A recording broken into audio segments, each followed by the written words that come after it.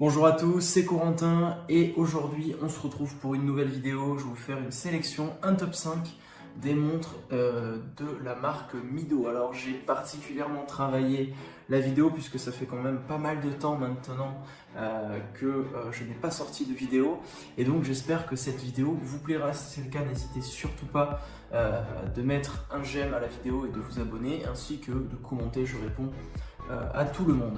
Alors avant de vous faire à proprement dit la sélection des 5 montres, je tenais d'abord à vous rappeler quelques dates historiques de la marque. La marque Mido, elle a été fondée le 11 novembre 1918 par monsieur Georges Cherren, je ne sais pas exactement si ça se prononce comme ça, et Mido en fait ça vient tout simplement de l'espagnol yo mido qui signifie je mesure. Alors déjà dans les années 1920, la marque elle produisait des montres qui avaient la forme de calandre automobile. Dès les années 1930, Mido produisait en fait des montres à remontage automatique. Et ils avaient à l'époque breveté un joint de couronne en liège pour assurer l'étanchéité. Une autre date importante, en 1934, ça a été le lancement de la gamme Multifor. C'était l'une des toutes premières montres automatiques antimagnétiques et résistante à l'eau et également au choc. Elle est toujours au catalogue d'ailleurs, 90 ans après, donc c'est une gamme qui a su bien évoluer et bien perdurer dans le temps. Alors en 1939, Mido a eu un petit ambassadeur, si on peut appeler ça comme ça, qui était un robot, le robot Mido, qui était symbole un petit peu de robustesse et également de progrès technique. Après la guerre, en 1954, ils ont développé le système de remontage PowerWind, qui a donc augmenté la réserve de marche et la fiabilité, puisque c'est un système, en gros, en tout cas ça réduisait le nombre de pièces pour faire un mouvement automatique en passant de 17 à 7 pièces.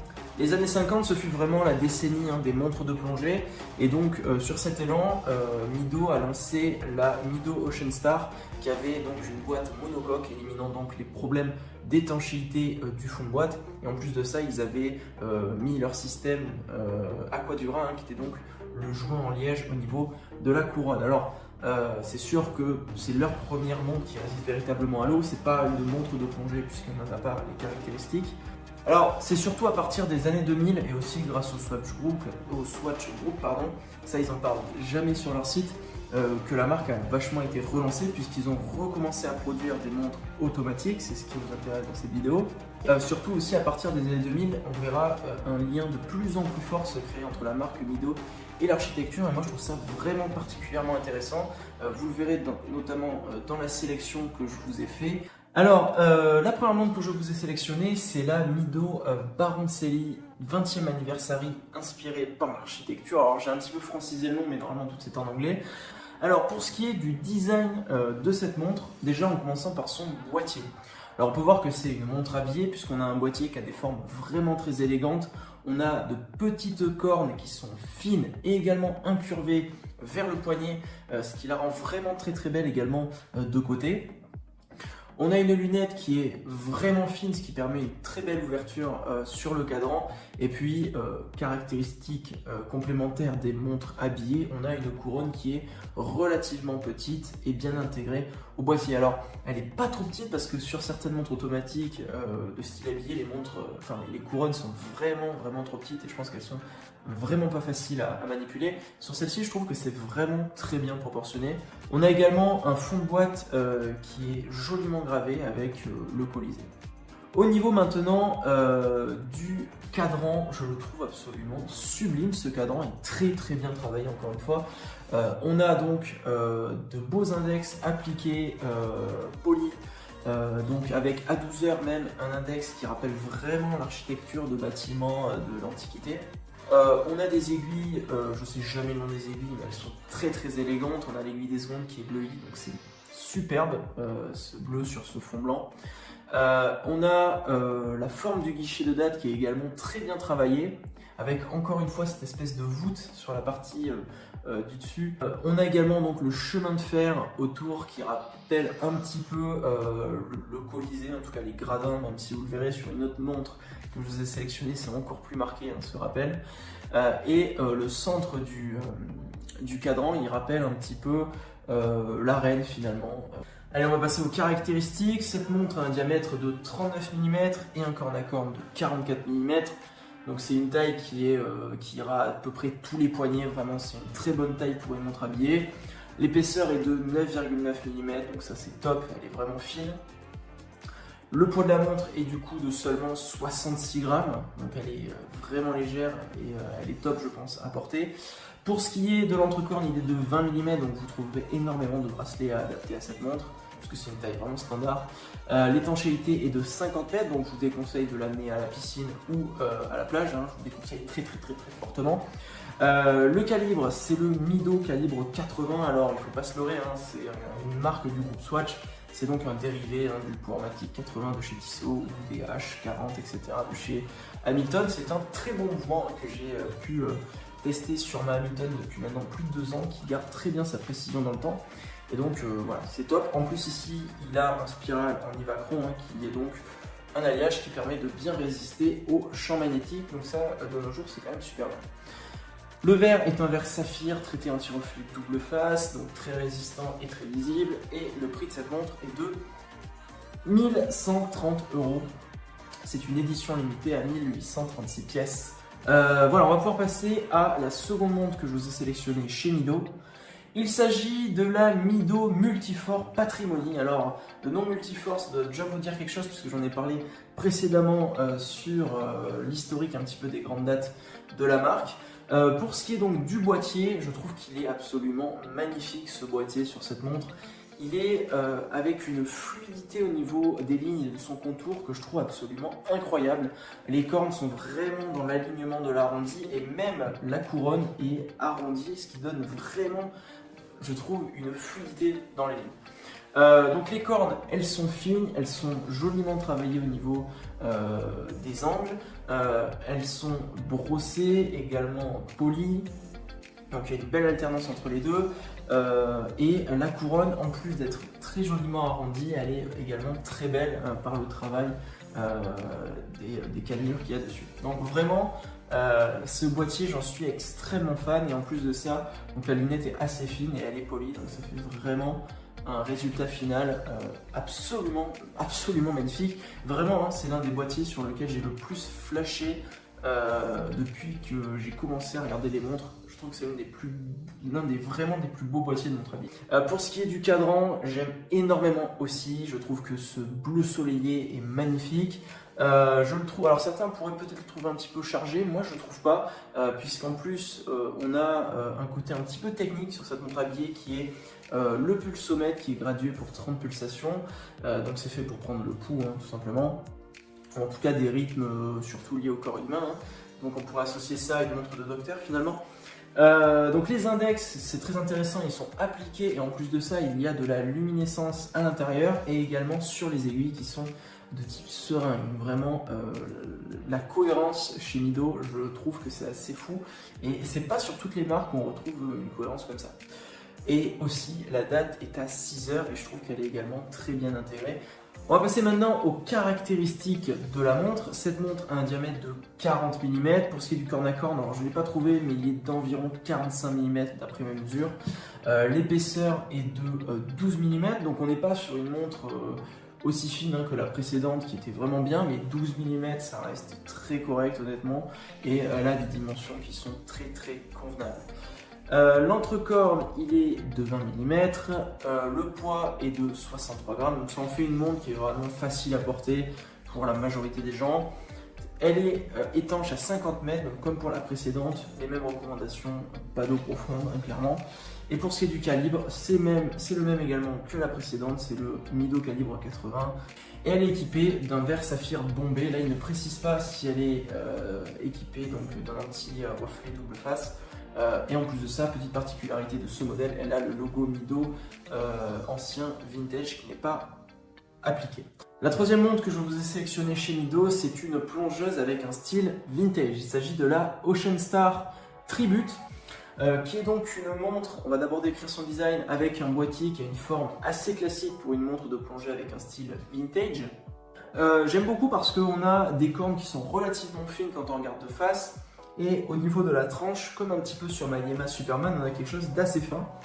Donc ça réduit l'impression d'épaisseur de la montre qui est pas si fine que ça, donc c'est plutôt pas mal qu'ils aient fait ça.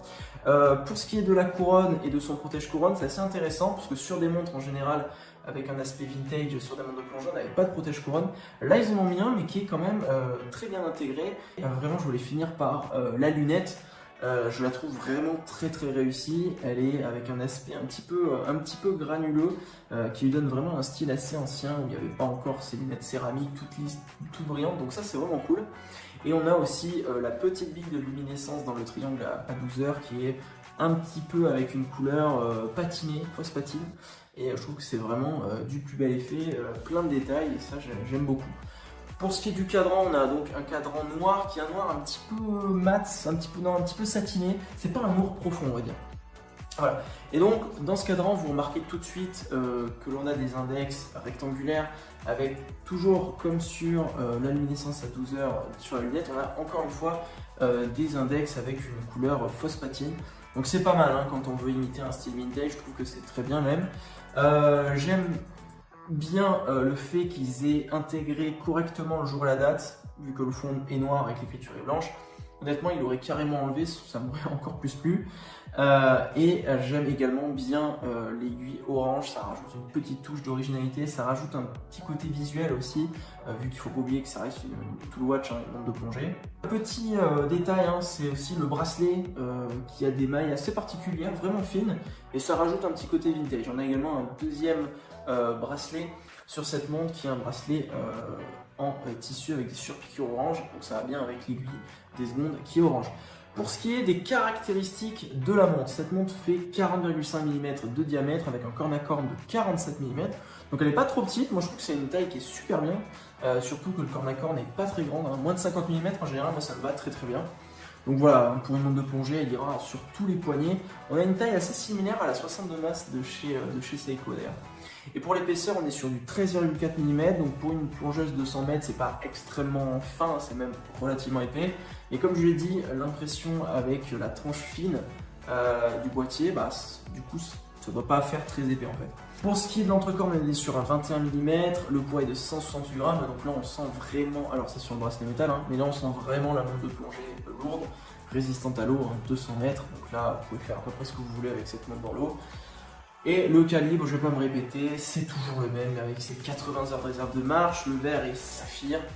Et le prix de cette montre est quand même de moins de 2000 € à 990 €. On passe maintenant à la quatrième montre que je vous ai sélectionnée. Et encore une fois, il s'agit d'une plongeuse. Mais cette fois-ci, elle est techniquement et dans son design vraiment très différente. Il s'agit de la Mido Ocean Star 600 chronomètre. Alors on va commencer par décrire son design et vous pouvez le voir tout de suite. Elle est très différente de la précédente. Déjà pour ce qui est du boîtier, on peut voir que au niveau de ses formes, elle est beaucoup plus massive que la précédente, notamment incarnée par les cornes beaucoup plus larges, beaucoup plus épaisses aussi sur le côté. Donc ça donne vraiment une impression de robustesse et un côté vraiment massif. Et j'apprécie beaucoup parce que c'est très cohérent, vous allez le voir, avec les caractéristiques techniques de la montre. Le boîtier en plus de ça, il est brossé sur à peu près toutes les surfaces. Et donc ça moi j'adore parce que vraiment ça permet d'éviter les micro rayures et ça c'est top. Également même le tour de la lunette qui est brossé et ça c'est vraiment le détail qui tue presque j'ai envie de dire. La couronne, intéressant, elle est assez petite ce qui fait qu'elle ne présente pas une grosse irrégularité sur la forme du boîtier. C'est plutôt pas mal pour les plongeurs parce que je pense que ça évite vraiment de l'accrocher et donc c'est vraiment un gage de fiabilité finalement. On a également une valve à hélium sur le côté 9 heures du boîtier. C'est cohérent puisque c'est quand même une montre, vous allez le voir, qui résiste à 600 mètres, enfin qui est donnée pour 600 mètres. Et pour finir avec le boîtier, on a une lunette en céramique, donc là ça renforce vraiment également le côté résistant puisque la céramique, alors ça peut se casser, mais en tout cas c'est inrayable. Voilà, donc ça c'est vraiment cool.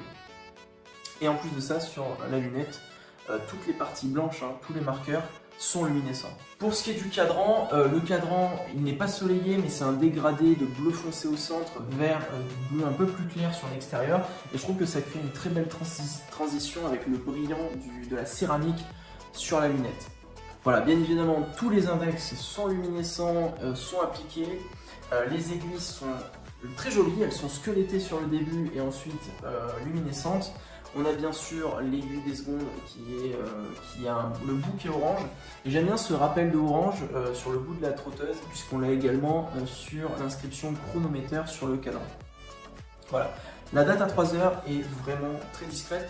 J'aurais préféré typiquement qu'il fasse ce genre de choses sur la précédente.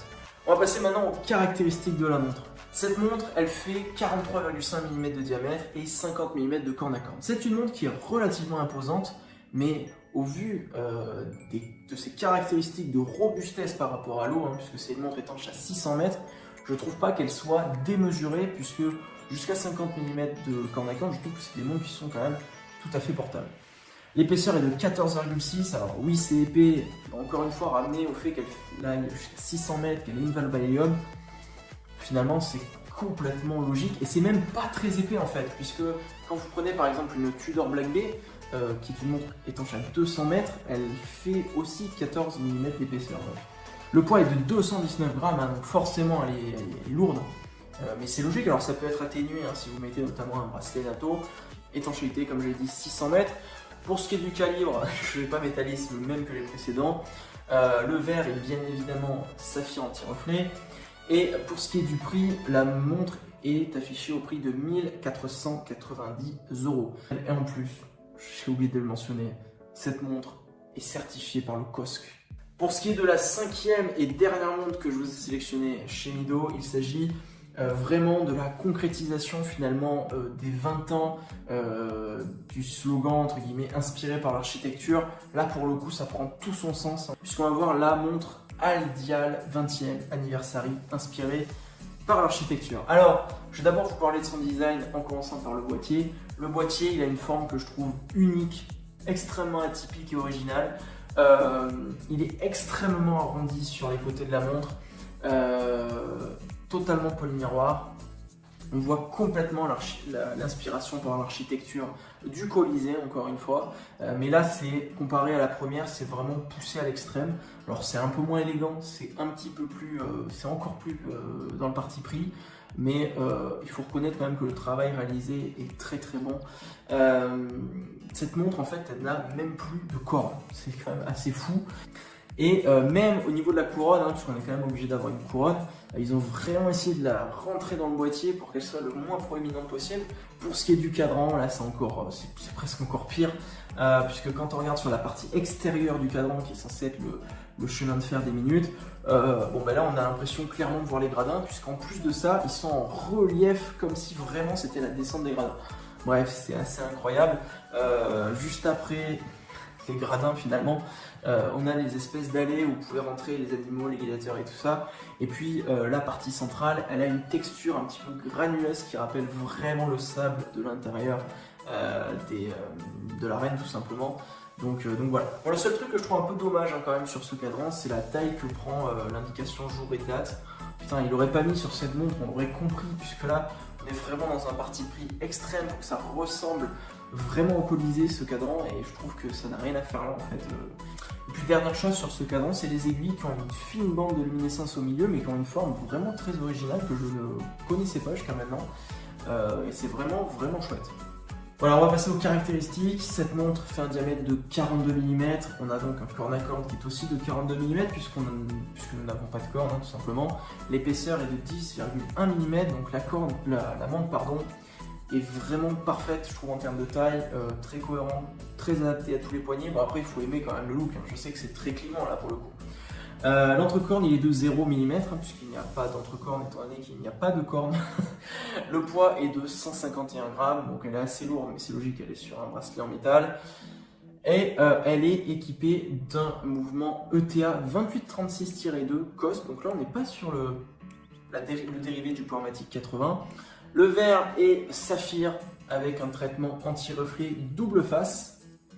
Et le prix de cette montre est de 1270 € avec une édition limitée à 2022 pièces. Pour la conclusion sur la marque et sur cette sélection, moi j'ai été vraiment très séduit par la marque Mido. C'est une marque du groupe Swatch comme la dernière marque qu'on avait vue qui était Rado. Si on compare rapidement à Rado, Rado a une très belle histoire de travail sur les matériaux, on l'avait vu, hein, je vous invite à voir la vidéo si ce n'est pas le cas en cliquant ici je pense. Chez Mido je ne retrouve pas un petit peu cette histoire qui est fascinante dans le temps. Par contre je trouve que depuis 20 ans il crée vraiment une histoire très particulière, très forte. Alors c'est dommage parce que la marque elle n'est pas mise assez en avant je trouve, un petit peu comme Rado d'ailleurs. Je sais pas où ils en sont hein, sur les ventes Mido et Rado, mais voilà, je pense pas que ce soit l'une des marques du groupe Swatch qui performe le mieux. Et pourtant ils font des montres absolument très bonnes. J'ai trouvé vraiment leur montre exceptionnelle. J'adore véritablement leur montre de plongée, la Ocean Star 600 chronomètre, qui est pas de défaut, qui a tout ce qu'il faut techniquement, qui résiste à 600 mètres, à 1500 €, vu les qualités de finition qu'on a sur le groupe Swatch, j'ai aucun équivalent pour être honnête. Je trouve ça incroyable, vraiment. Et au-delà de ça, même sur la patrimonie, je la trouve magnifique, même la toute première, inspirée par l'architecture. Je la trouve très belle. Alors la dernière, elle est aussi inspirée par l'architecture du Colisée. Il y en a deux dans cette sélection. La dernière, c'est vraiment l'interprétation ultime sur le poignet du Colisée. C'est peut-être beaucoup plus clivant, c'est peut-être pas forcément la montre que j'achèterais. Mais la première, elle est inspirée du Colisée, mais c'est plus subtil. C'est aussi beaucoup plus élégant, bien sûr. Et tout ça fait un tout que je trouve ultra intéressant. Honnêtement, je commence à en avoir fait quelques-uns, hein, des sélections comme ça, où j'ai dû travailler ou faire des recherches au sein des modèles d'une marque, où j'ai dû travailler les caractéristiques et les designs. Et je pense que c'est peut-être depuis le début que j'ai fait des sélections, la marque qui m'a le plus intéressé. En tout cas, voilà, j'ai vraiment découvert quelque chose d'ultra intéressant avec l'architecture dont s'inspire cette marque. Et voilà, j'espère en tout cas que cette marque vous plaira, que cette sélection vous plaira, voilà, que ce top 5 vous plaira. Si c'est le cas, n'hésitez pas à liker la vidéo, à vous abonner, à commenter. Voilà, dites-moi ce que vous pensez en fait de ce parti pris de design inspiré de l'architecture. J'en fais peut-être trop, je me répète peut-être un peu trop, mais voilà, c'est pour vous dire à quel point j'ai été vraiment très marqué et très agréablement surpris par la marque. Voir ce qu'ils étaient capables de faire. Parce que pour moi, honnêtement, hein, je n'ai pas l'impression que ce soit chez Hamilton ou chez Tissot, qui est par exemple une montre aussi réussie que la Ocean Star 600 chronomètre. Bref, on va s'arrêter là. La vidéo est déjà très longue, je trouve. Il va falloir que je fasse le travail de montage. Je vous dis à la prochaine. Portez-vous bien, portez bien vos montres. Et à la prochaine. Ciao tout le monde.